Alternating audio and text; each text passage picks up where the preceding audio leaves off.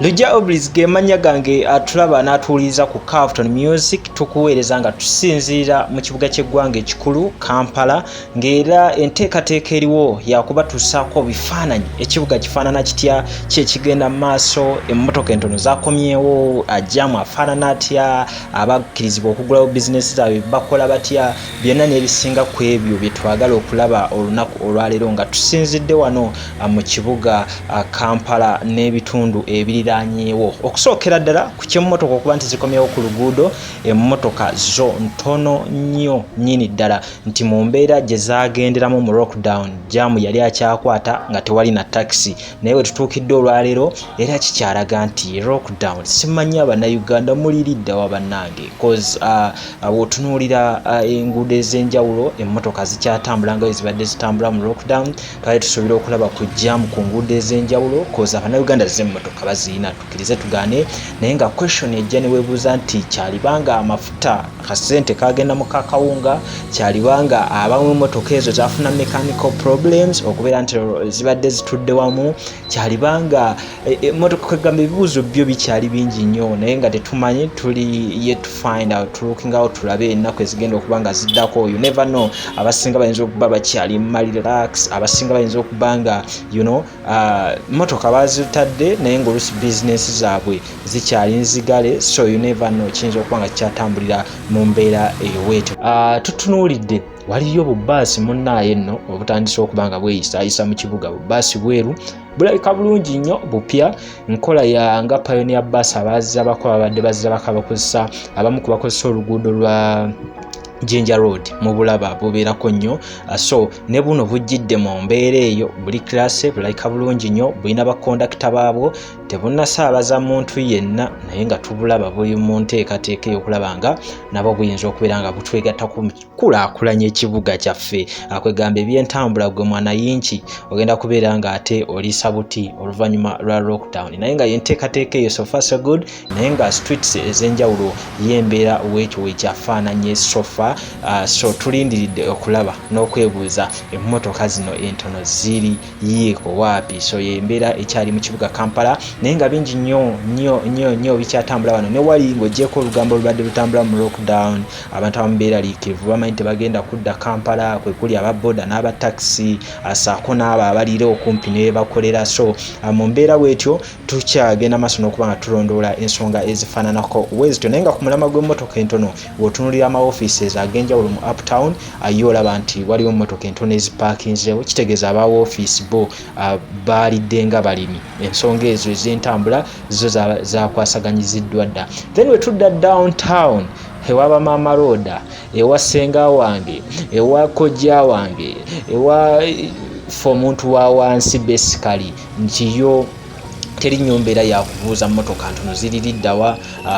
yembeera eriyo nti abantu bangi n'okusinga emmotoka nti kikutwalira obudde bunene okulaba ku mmotoka than okulaba abantu naye nga abantu bano simanyi basically ki mulamu aki gwe baliko koza olaba amaduuka agamu gakyali maggale bizinesi ezimu zikyali nzigale naye bba abantu bangi ate nga bw'otunulira abantu bano